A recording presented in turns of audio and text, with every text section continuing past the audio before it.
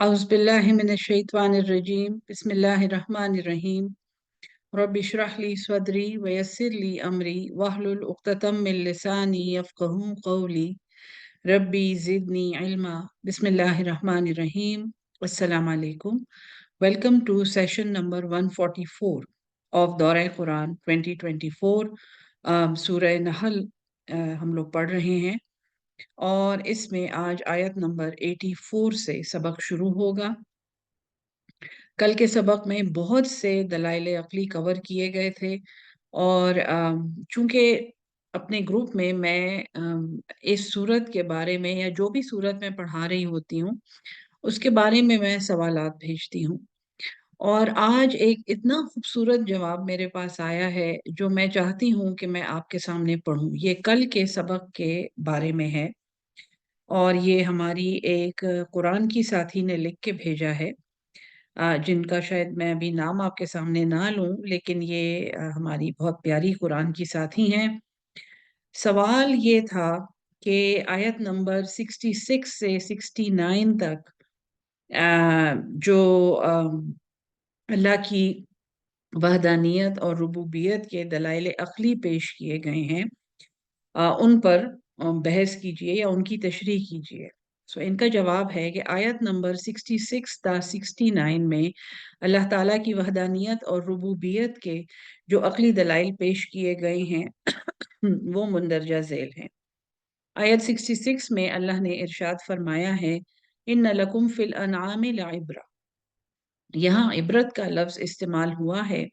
इबरत का मानी होता है किसी मालूम चीज़ से किसी नामालूम चीज़ को दरियाफ्त कर लेना या मुशाहिदे में आने वाली चीज़ों को देखकर मुशाहिदे में ना आने वाली चीज़ों पर यकीन कर लेना।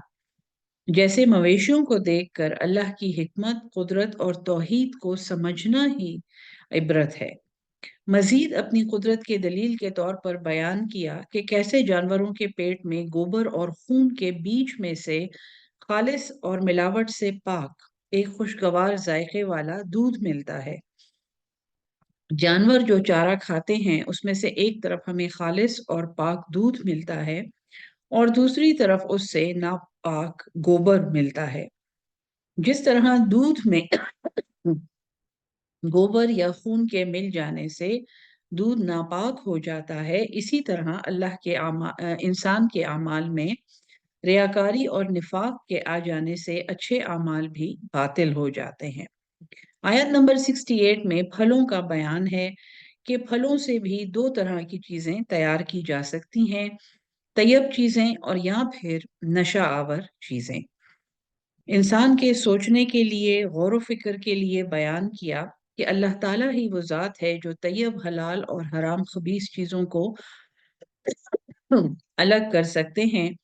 पहले सकरा यानी नशा और फिर लआयतल लिकौमी याक़िलून, चूंकि नशा अक्ल को ज़ाइल करता है लिहाजा बयान किया कि निशानी भी अक्ल वालों के लिए है, नशा इस्तेमाल करने वालों के लिए नहीं है। आयत नंबर 68 और 69 में शहद की मक्खियों का बयान है। एक मामूली मक्खी जिस तरह का घर बना लेती है, बड़े से बड़ा इंजीनियर भी इस ज्योमेट्रिकल शक्ल का घर इतना मुकम्मल बगैर किसी कजी के नहीं बना सकता। और जिस तरह मुख्तलिफ फलों का रस चूसती है, उससे शहद बनाना भी अल्लाह ही का काम है, वरना इसके खाने से बेकार फुजला भी बन सकता था। लेकिन अल्लाह ने उससे शहद बनाया और उसमें इंसान के लिए शफा रखी। शहद की मक्खियों पर गौर व फिक्र करें तो ये पता चलता है कि अल्लाह ताला ने इनमें तंजीम और फरमान बरदारी का मादा रखा है। वो पाकीज़ा चीज़ें खाती हैं और नापाकी की तरफ नहीं जाती। वो मुकर्ररा उसूलों की पाबंदी करती हैं, अपनी मलका के अहकामात की तामील करती हैं। इंसान भी अगर शहद की मक्खियों की तरह इस्लाम के वज़ा करदा उसूलों की पाबंदी करे तो उसकी मुआशरती ज़िंदगी में कभी भी बिगाड़ ना पैदा हो। बहरहाल शहद की मक्खियों के हर फेल में इंसान के लिए निशानी है। जो गौर व फिक्र करेगा वो अल्लाह की वहदानियत पर ईमान ले आएगा। बहुत बहुत खूबसूरत जवाब है। और सूरह नहल के मज़ामीन इन्होंने लिखे हैं, कुरान पाक और वही इलाही की सदाकत, तौहीद बारी ताला, रिसालत, वक़ूए क़यामत और मुजरिमों की सज़ा का जिक्र है।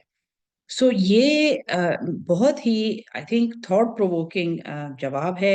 इन्होंने लिखा है, मौलाना उबैदुल्लाह सिंधी फरमाते हैं कि सूरह नहल में अल्लाह ताला ने इस्लाम का आलमी प्रोग्राम पेश किया है। ये जवाब मैंने आपको सुनाना था। अल्लाह सब के कुरान के फहम में इजाफा करे। आज का सबक शुरू करते हैं।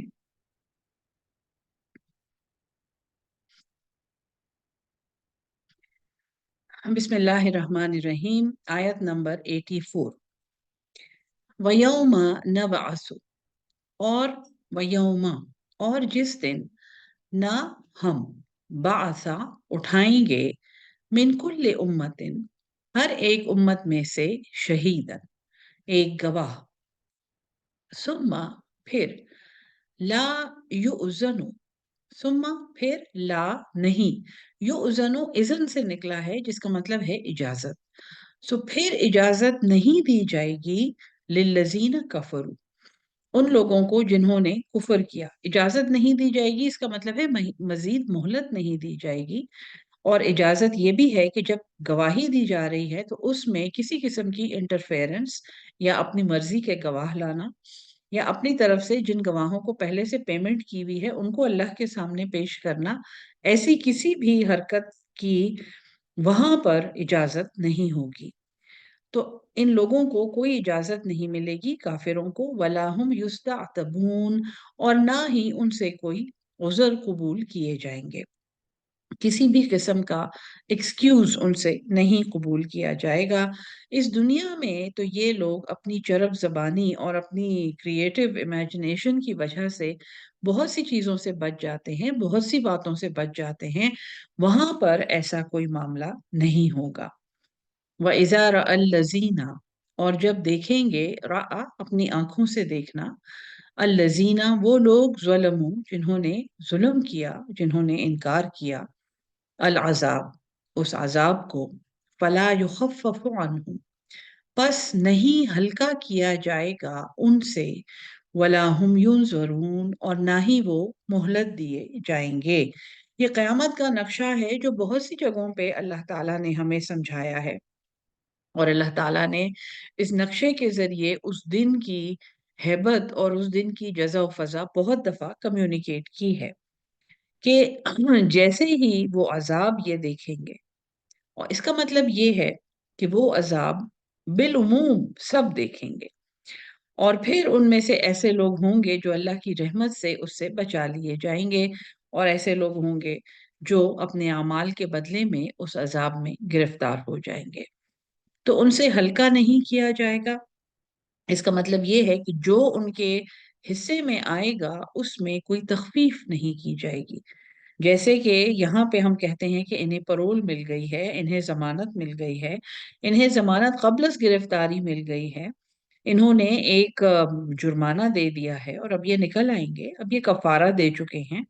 वहां पे ऐसा कोई सीन नहीं है, और ना ही इन्हें कोई मजीद मोहलत दी जाएगी। ये जिंदगी जो हम इस दुनिया में गुजार रहे हैं यही हमारी मोहलत है, जिसमें से गुजर के हमने उस आखिरत की तैयारी करनी है जिसमें इस अजाब से, अल्लाह किसी को दो चार ना करे, लेकिन वो अजाब सामने आएगा। व इज़ा रअल, और जब, रअल, देखेंगे वो लोग, अशरकू जिन्होंने शिरक किया, शुरका अपने वो शरीक, जिन देवी देवताओं को, और शायद जिन अफसरों को, और शायद जिन लोगों को जिनसे इनके जाती मफादात वाबस्ता थे, या किसी पीर को, किसी मुर्शिद को, या किसी बुजुर्ग बीबी को, जो भी इन्होंने दुनिया में अल्लाह के शरीक बनाए थे, हाँ वो जाती शरीक हों, यानी वो अल्लाह की जात में शरीक हैं, या वो सिफाती शरीक हों कि ये हमें औलाद दे देंगे, ये हमें नौकरी दे देंगे, ये हमें माला माल कर देंगे, ये सिफात में शिरक है, क्योंकि ये सब काम अल्लाह के हैं। जब देखेंगे वो लोग जिन्होंने शिरक किया, उन शरीकों को, कालू ये कहेंगे, रब्बना ए हमारे रब, हाँ उला इशुरका उना, ये हैं वो हमारे शरीक, अल्लजीना वो जो, कुन्ना नदउ थे हम इन्हें पुकारते। یہ وہ شریک ہیں جن کو ہم تیرے سوا پکارتے تھے، من دونک، تیرے سوا۔ تو وہ اعتراف کریں گے، فَأَلْقَوْا، پھر وہ ڈالیں گے، إِلَيْهِمُ الْقَوْلَ، ان کی طرف ایک بات، اِنَّكُمْ لَكَاذِبُونَ، بے شک تم جھوٹے تھے۔ سو یہ اپنے شریکوں، یعنی وہ ان کے شریک جب یہ باتیں سنیں گے تو وہ یہ کہیں گے کہ تم جھوٹ بول رہے ہو۔ اگر وہ شریک کوئی انسان ہے جو اسی دنیا سے گیا ہوا ہے، یا وہ شریک کوئی ایسی ہستی ہے جس کی قبر کی یہ پوجا کرتے تھے، یا وہ ہستی کوئی ایسا افسر ہے جس کو انہوں نے دنیا میں مائی باپ بنایا ہوا تھا، وہ وہاں پہ ان سے انکار کریں گے، بلکہ وہ ان کو پہچاننے سے انکار کر دیں گے، اور وہ کہیں گے کہ بے شک البتہ تم جھوٹے ہو۔ وَأَلْقَوْا إِلَى اللَّهِ، اور وہ ڈالیں گے اللہ کے سامنے، یوم اذن، اس دن، للسلامہ، بڑی سلامتی سے، وَذَلَّ، اور گم جائے گا، عنہم، ان سے، ما کانوا یفترون، جو وہ جھوٹ باندھتے تھے، جو وہ افترا کرتے تھے۔ سو یہ لوگ جو شرک کرتے تھے اس دن، وہ اللہ کے سامنے بڑی عاجزی کے پیغام ڈالیں گے، وہ گڑ گڑائیں گے، وہ معافیاں مانگیں گے، اور ان سے وہ گم جائے گا جو افترا وہ اللہ پر باندھتے تھے، جو جھوٹ وہ اللہ پر باندھتے تھے۔ اس دنیا میں فی زمانہ ہم ایسے لوگوں کو دیکھتے ہیں جو یہ کہتے ہیں کہ ہم انہیں اللہ تو نہیں کہتے، لیکن یہ وہ سبیلے ہیں، یہ وہ وسیلے ہیں جو ہمیں اللہ سے قریب کرتے ہیں۔ اللہ نے کہاں ایسا کوئی وسیلہ قرآن میں بتایا ہے؟ کہاں اللہ نے یہ کہا ہے کہ تم اگر اس پتھر کو چھو لو، یا تم اس قبر کے پاس چلے جاؤ، یا تم اس بزرگ کی بات سن کے ان کے ہاتھ پہ بیعت کر لو، تو یہ ایسا ہے گویا تم مجھ تک پہنچ گئے ہو۔ اللہ تک پہنچنے کے بہت راستے قرآن میں بتائے گئے ہیں، لیکن اللہ نے ایسا کوئی راستہ نہیں بتایا جو ایسا شارٹ کٹ ہو۔ سو ان سے وہ گم جائے گا جو وہ افترا کرتے تھے، الذین کفروا، یہ وہ لوگ ہیں جنہوں نے انکار کیا، کفر کیا، وصدوا عن سبیل اللہ، اور روکا اللہ کی راہ سے۔ زدناہم، زد زیادہ کر دینا، مزید کر دینا، نہ ہم، ہم ان کو، ہم مزید کر دیں گے ان کو، عذاباً، ان کا عذاب، فوق العذاب، اس عذاب کے اوپر، بما کانوا یفسدون، بسبب اس فساد کے جو یہ کرتے تھے۔ ایک وہ اوریجنل گناہ ہے جو انہوں نے کیا، پھر انہوں نے اس گناہ کے کرنے کی وجہ سے اور معصوم لوگوں کو بہکایا، ان کو اللہ کی راہ سے روکا، بلکہ ان کی وجہ سے آج بہت سے لوگ جہنم واصل ہو رہے ہیں۔ سو یہ وہ فساد ہے، یعنی اللہ تعالیٰ کے بنائے ہوئے فطری سسٹم میں ایک بگاڑ ڈالنا اور ایک فساد ڈالنا، اور اللہ تعالیٰ کا حق 100% ہوتے ہوئے کہ صرف اس کی عبادت کی جائے، لوگوں کو اس بات پہ آمادہ کرنا کہ وہ شرک کریں، بے شک یہ فساد ہے۔ سو ان کے اوریجنل گناہ کے علاوہ ان کو وہ وبال بھی ملے گا جو ان کے اس فساد کی وجہ سے اللہ کی مخلوق میں پھیلا ہے۔ وَيَوْمَ نَبْعَثُ، اور جس دن ہم اٹھائیں گے، فِي كُلِّ أُمَّةٍ شَهِيدًا، یہ وہ گواہی ہے جو ہم سورہ نساء سے پڑھ رہے ہیں، اور بلکہ سورہ آل عمران میں بھی اس کا ذکر ہے کہ پیغمبروں کی گواہی ان کی امتوں پر، اور امتوں کی گواہی ان کے پیغمبروں پر۔ سو جس دن ہم اٹھائیں گے، فی کل امت شہیدن، ہر امت میں سے ایک گواہ، علیہم، ان پر، یعنی انہی پر وہ گواہ انہی میں سے ہوگا جو انہی پر گواہی دے گا، من انفسہم، انہی میں سے، وجئنا بک، اور ہم لائیں گے آپ کو، آپ صلی اللہ علیہ وسلم کو، شہیدن، ایک گواہ، علی ہؤلاء، ان سب پر۔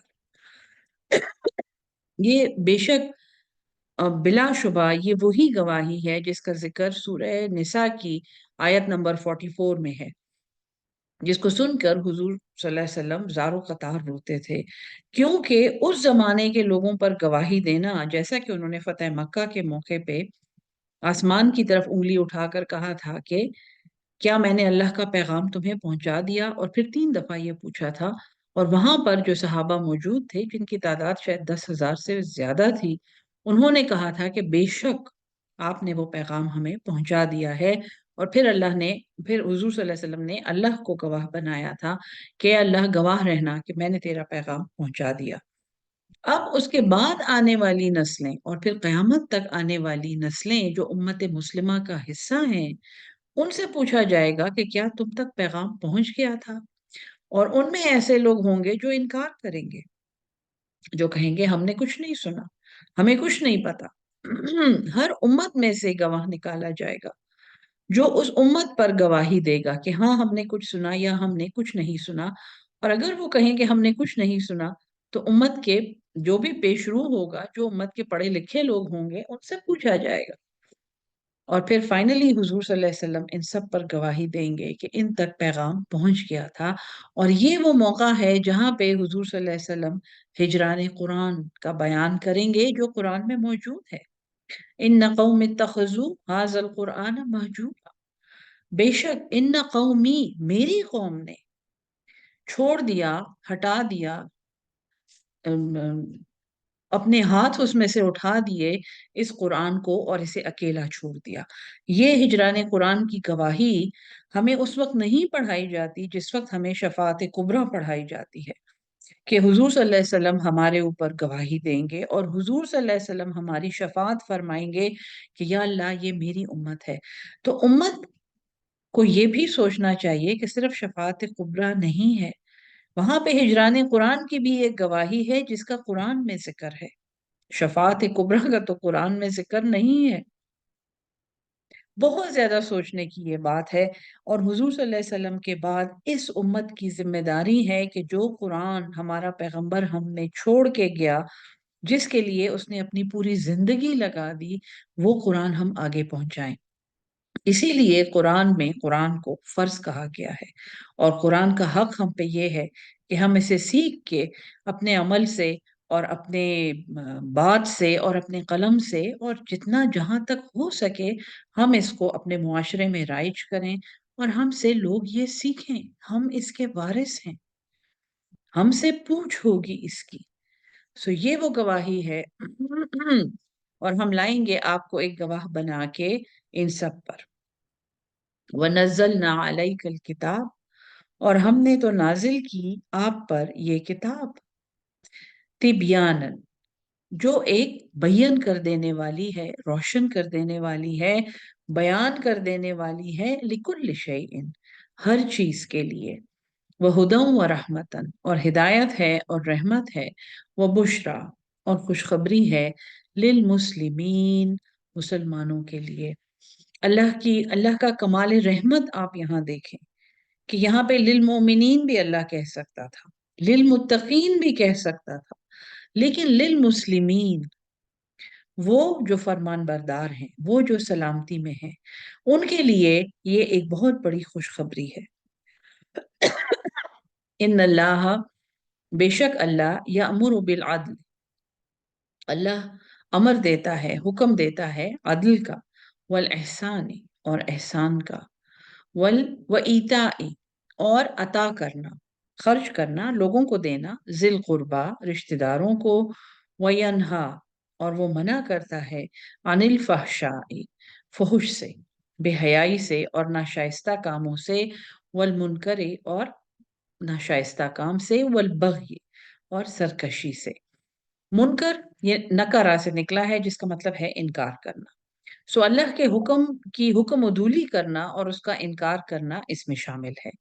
بغی، بغاوت اس سے نکلا ہے جس کا مطلب ہے کھلم کھلا سرکشی، یعنی کہ سر بازار اعلان کرنا کہ میں اللہ کو نہیں مانتا، میں رسول کو نعوذ باللہ میں نہیں مانتا یا نہیں مانتی، اور قیامت کبھی بھی نہیں آئے گی اور نماز پڑھنے کی کوئی ضرورت نہیں ہے، یہ اس لیول کی سرکشی ہے۔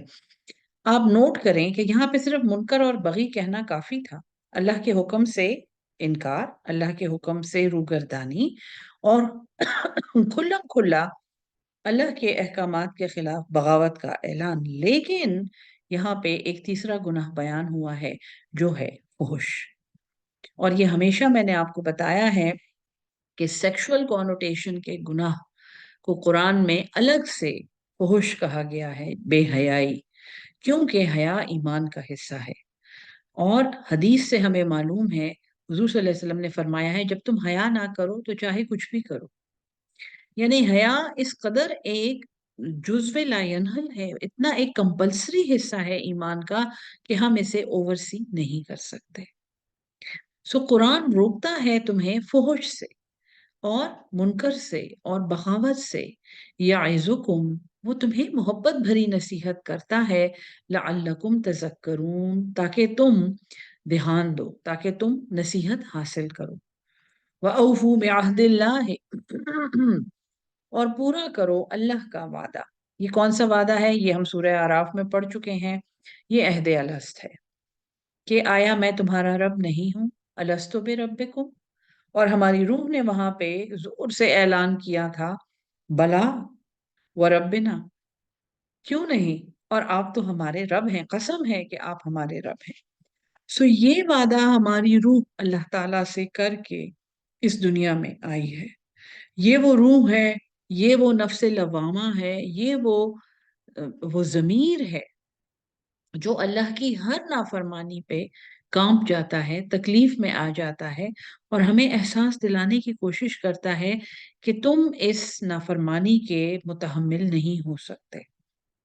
یہ جو تمہارا نفس ہے، یہ جو تمہارا جسم ہے، یہ جس قالب میں اور جس سانچے میں ڈھال کے تمہیں اللہ نے اس دنیا میں بھیجا ہوا ہے، یہ ختم ہو جائے گا اور پھر اس کی پوچھ ہوگی. اس روح کو یہ سب کچھ معلوم ہے. وہ روح جنت اور دوزخ دیکھ کے آئی ہوئی ہے. آپ کے اور ہمارے اندر یہ روح موجود ہے جو یہ وعدہ کر کے آئی ہے، عہد اللہ کر کے آئی ہوئی ہے. اذا عاہدتم، جب تم عہد کرو، ولا تنقضوا الایمان، اور جیسا تم نے اپنے اللہ سے وعدہ کیا ہے ایسا تم مخلوق سے بھی وعدے کرتے ہو، ان کو بھی تم نے نہیں توڑنا. بعد توکیدہا، بعد ان کو پختہ کرنے کے، بعد ان کو پکا کرنے کے. وقد جعلتم اللہ، اور تحقیق جعلتم، تم نے بنایا ہے اللہ، اللہ کو، علیکم کفیلا، تم پر ایک کفیل. کفیل کا مطلب ہے کیئر ٹیکر. جیسے ہم کہتے ہیں کفالت، یتیموں کی کفالت کرنا، ان کی ہر چیز کا دھیان رکھنا، ان کا کھانا پینا، ان کا لباس، ان کا رہنا سہنا. یا ہم یہ کہتے ہیں کہ شوہر بیوی کا کفیل ہوتا ہے، وہ بیوی کی ضروریات زندگی کے لیے ذمہ دار ہوتا ہے، اور یہ نکاح کا حصہ ہے. یعنی جب جو بھی مرد نکاح کرے اس کو یہ معلوم ہونا چاہیے کہ وہ اس بیوی کا کفیل بن رہا ہے. یا بزنس میں ہم کفیل کہتے ہیں، جو جو سی ای اوز ہوتے ہیں اور جو پورے بزنس کو مینج کرتے ہیں، کنٹرول کرتے ہیں اوپر سے، وہ ان کے کفیل ہوتے ہیں. تو تحقیق تم نے تو خود اللہ کو اپنے اوپر کفیل بنایا ہے. تم نے اللہ کو جب تم نے یہ قسم کھائی کہ کیوں نہیں، آپ ہی ہمارے رب ہیں، اس کا مطلب ہے کہ تمہاری روح نے باقی سارے خدائیوں کا، باقی غیر اللہ کا، اور باقی اس ہر چیز کا انکار کر دیا جو اللہ کے ماں سوا ہے. ان اللہ، بے شک اللہ، یعلم، وہ جانتا ہے، ما تفعلون، جو تم کرتے ہو. چلو تم یہ نہ مانو کہ اللہ تم پہ کفیل ہے، یا اللہ تم پہ نگہبان ہے، یا اللہ تمہیں دیکھ رہا ہے، لیکن اللہ تو خوب جانتا ہے جو تم کرتے ہو. ولا تکونوا، اور تم نہ ہو جانا، کلتی، اس عورت کی مانند، نقدت، جس نقدہ، کاٹ دینا، توڑ دینا. سو تم نہ ہو جانا اس عورت کی طرح جس نے توڑ دیا غزلہا، اپنا سوت، من بعد قوت انکاسا، من بعد، بعد اس کے، قوت، قوت دے دینا، مضبوط کر دینا، انکاسن، ٹکڑے ٹکڑے، چھوٹے چھوٹے ٹکڑوں میں ڈیوائیڈ کر دینا. اس کے شان نزول میں مکہ کی ایک کہانی ہے کہ ایک عورت تھی جس کا شاید، ایک بڑھیا تھی جن کا دماغی توازن درست نہیں تھا، اور وہ سارا وقت سوت کاٹتی تھی. جو بھی وہاں پہ شاید اونٹ کے بالوں کا یا کسی بھی چیز کا سوت ہوتا تھا، اور وہ اس کو کاٹتی تھی اور وہ اسے رسی بناتی تھی، جو کہ وہاں پہ اسی طریقے سے رسیاں بنائی جاتی تھیں. لیکن وہ رسی جب ایک خاص لینتھ کو پہنچتی تھی تو وہ اس کو ٹکڑے ٹکڑے کر دیتی تھی، اس کو ختم کر دیتی تھی. تو تم اس عورت جیسے نہ ہو جانا. اور اس کا کیا مطلب ہے کہ इंसान की सारी जिंदगी एक तमसील है, गोया वो एक एक रेशे को इकट्ठा करके अपनी जिंदगी बनाता है। जब वो पैदा होता है वो इतना कमजोर होता है, और फिर वो बड़ा होता है, और फिर उसको फिर जवानी आती है, फिर उसके ऊपर जिम्मेदारियां आती हैं, फिर वो तालीम हासिल करता है, उसको दीन की समझ आती है, और वो एक साफ सुथरी जिंदगी गुजारने के काबिल बन जाता है। लेकिन अल्लाह की नाफरमानी और अल्लाह के हुक्म से रूगर्दानी एक ऐसा हादसा है और एक ऐसी ट्रेजेडी है जो उसकी एक सूत की तरह ऑर्गेनाइज जिंदगी को टुकड़े टुकड़े कर सकता है। अगर इस दुनिया में उसको ये नहीं नजर आता, तो आखिरत में उसका मामला टुकड़े टुकड़े हो चुका होता है। इसलिए यहाँ पे ये मिसाल दी गई है। तत्तखिजूना, तुम बनाते हो, ऐमानकुम, अपनी कस्मों को, दखलम बैनकुम, एक दखल का बहाना आपस में, अंतकूना, ये के हो जाए, उम्मतुन, एक ग्रोह, या अरबा, जो बढ़ा हुआ हो। अरबा वो रुबूबियत, ये रब से ही निकला है, जिसका मतलब है डेवलप होना, या नशो नुमा पाना, या प्रोमिनेंट हो जाना। तो वो हो जाए अरबा मिन उम्मतिन, एक दूसरे ग्रोह से कंपटीशन। तुम अपनी कस्मों को अपने दरमियान दखल का बहाना बनाते हो कि एक ग्रोह दूसरे पर गालिब आ जाए। इन्नमा, इसके सिवा नहीं है, यबलूकुमुल्लाहु बिही, अल्लाह तुम्हें आजमाता है इससे। वलिनुबय्यिनन्ना, और वो जरूर जाहिर कर देगा, लकुम यौमल क़ियामती, तुम्हारे लिए क़यामत के दिन, मा कुन्तुम फ़ीहि तख्तलिफून, वो चीज जिसमें तुम इख्तिलाफ करते थे। अपनी कस्मों को आपस में दखल का बहाना बनाने का मतलब ये है कि अगर दो ग्रोह आपस में लड़ पड़े, अगर दो ग्रोह आपस में बहसा बहसी में आ जाएं, और खास तौर पे दीन के मामले में ये एक इंतहाई खतरनाक अमर है। इसी से तफरकाबाजी बनती है। एक ग्रोह अपने मौकिफ पे अड़ा हुआ होता है, और दूसरा ग्रुप भी अल्लाह की कस्में खाता है, और अल्लाह की किताब से रेफरेंसेस दे रहा होता है कि ये बात सच है, और जो उनका अकीदा है और जो उनकी सोच है वो ठीक है। अल्लाह फरमाता है कि अल्लाह तुम्हें इससे आजमाता है, और तुम्हारे लिए कयामत के दिन वो ये बात खोल देगा जिसमें तुम इख्तिलाफ करते हो। वलौ शा अल्लाह, और अगर अल्लाह चाहता, लजअलकुम उम्मतम वाहिदा, अलबत्ता वो तुम्हें बना देता एक उम्मत जो वाहिद एक ही होती। वलाकिन युजिल्लु, और लेकिन वो गुमराह करता है, मैं यशाओ, जिसे वो चाहता है, वह यहदी, और वो हिदायत देता है, मैं यशा, जिसे वो चाहता है। वलतुस अलुन्ना, और जरूर तुम पूछे जाओगे, तुमसे जरूर सवाल होगा, अम्मा कुंतुम तामलून, उसके बारे में जो तुम अमल करते थे।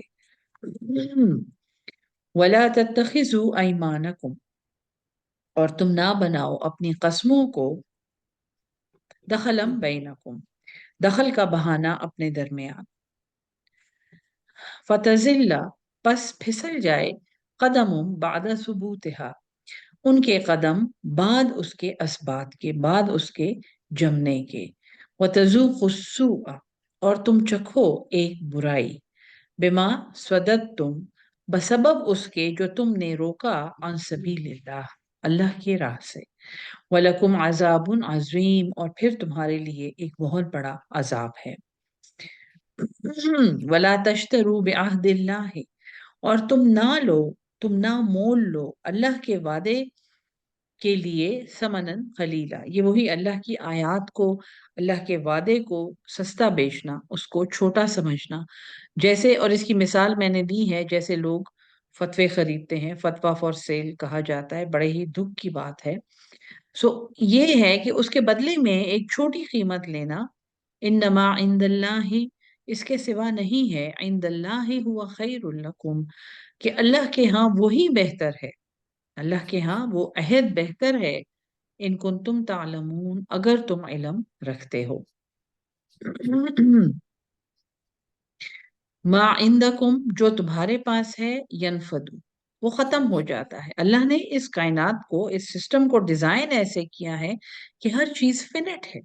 कुल्लु नफ्स जायक़तुल मौत, जो जिंदा है उसने तो मौत को चखना है, और जो जैसे माल है, जैसे खुशी है, जैसे एंजॉयमेंट है, जैसे एक सीजन है, उसने खत्म हो जाना है। जो तुम्हारे पास है उसने खत्म हो जाना है।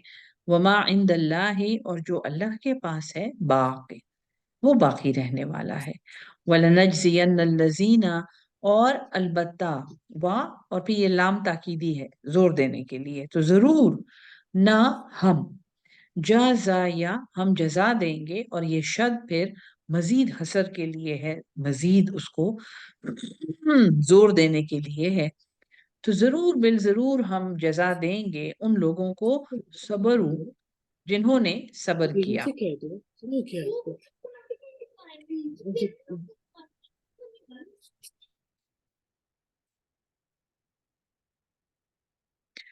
माफ कीजिएगा।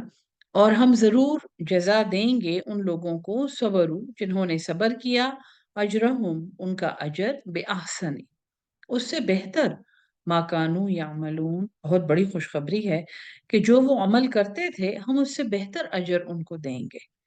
मन आमिला स्वालिहन, जिसने नेक अमल किया, मिन ज़करिन औ उनसा, चाहे वो मर्द हो या औरत, वह हुआ मुमिन, और वो ईमान वाला हो, फलनुह्यियन्नहु, बस, और फिर लाम ताकीदी, नो, हम, और फिर है हा या, जिसमें से हयात निकला है, हया, जिंदा, बस जरूर हम उसे जिंदा करेंगे, हम उसे एक जिंदगी देंगे, हयातन त्वय्यबा, एक पाकीज़ा जिंदगी। वलनजजियन्नहुम, और जरूर हम उन्हें जजा देंगे, अजरहुम, उनका अजर, बेअहसने, उससे बेहतर, माकानू यामलून, जो वो अमल करते हैं। फ़ैज़ा क़रअतल क़ुरआन, ये भी इस सूरत का एक इम्तियाज है, ये आयत नंबर 98 है, कि इसमें औज़ु बिल्लाहि मिनश शैतानिर रजीम पढ़ने का हुक्म है। बिस्मिल्लाहिर्रहमानिर्रहीम, मेरे ख्याल में सूरह सबा की एक आयत है। गो के कुरान की हर सूरत से पहले हुजूर सल्लल्लाहु अलैहि वसल्लम ये लिखवाते थे, सिवाय सूरह तौबा के, जिसकी तौजीह मैंने वाज़ेह की है सूरह तौबा पढ़ाते हुए। लेकिन औज़ु बिल्लाहि मिनश शैतानिर रजीम का हुक्म सूरह नहल में है। बस जब तुम कुरान पढ़ो, फस्ताइज बिल्लाह, बस पनाह ले लिया करो अल्लाह की, मिनश शैतानिर रजीम, उस शैतान मरदूद से, इन्नहु, बेशक वो, लैस लहू सुल्तान, उसका कोई जोर नहीं है, अलल लजीना आमनू, ईमान वालों पर, व अला रब्बिहिम, और जो अपने रब पर, यतवक्कलून, भरोसा करते हैं। शैतान का कोई जोर नहीं है ऐसे लोगों पर। और इससे पहले भी मैं आपको ये पढ़ा चुकी हूँ कि कुरान पढ़ते हुए शैतान का अमल दखल नामुमकिन है। अगर कुरान पूरी नियत के साथ, उसके आदाब के साथ, और उसको सीखने की गरज से आप बैठें, आप करके देख लेंगे, आप इसको आजमा के देख लें, उसमें शैतान इंसान को नहीं डिस्ट्रैक्ट कर सकता। इवन वो हमें नमाज में भी डिस्ट्रैक्ट करता है, लेकिन जब हम इस नियत से बैठते हैं कि मैंने अल्लाह की किताब सीखनी है, और अगर हम नमाज भी इस नियत से पढ़ेंगे, इसमें मैंने कुरान का एक ऐसा हिस्सा पढ़ना है या सीखना है जो मेरे सामने है, जरूरी नहीं है कि हम फर फर फर फर और रटा हुआ सूरह फातिहा के बाद हमेशा सूरह इखलास पढ़ें, जो हम पढ़ते हैं, और इसमें कोई बुराई नहीं है। लेकिन आप अगर नमाज में कंसंट्रेशन पैदा करना चाहते हैं, तो आप उसमें कुरान के मुख्तलिफ हिस्सों की तिलावत शुरू कर दें, और ऐसे हिस्सों की जिनको आप समझते हैं। इससे नमाज में बहुत ज्यादा खुशू और खुजू पैदा होता है, कंसंट्रेशन पैदा होती है, फोकस पैदा होता है। देखिए यहाँ पे अल्लाह यही कह रहा है अल्लाह, कि उसका कोई जोर उन लोगों पे नहीं चलता जो ईमान ला चुके हैं और वो अपने रब पर तवक्कुल करते हैं। इन्नमा सुल्तानुहु, इसके सिवा नहीं है कि उसका जोर अलल लजीना, उन लोगों पर है, ये तवल्लौनहु, जो उसकी तरफ तवल्ली करते हैं, जो उसकी तरफ मुड़ते हैं, वल्लजीना, और वो लोग, हुम बिही मुशरिकून, जो अल्लाह के साथ शरीक ठहराते हैं। ये आयत नंबर 100 है। यहाँ पर अभी के लिए सबक रोकते हैं।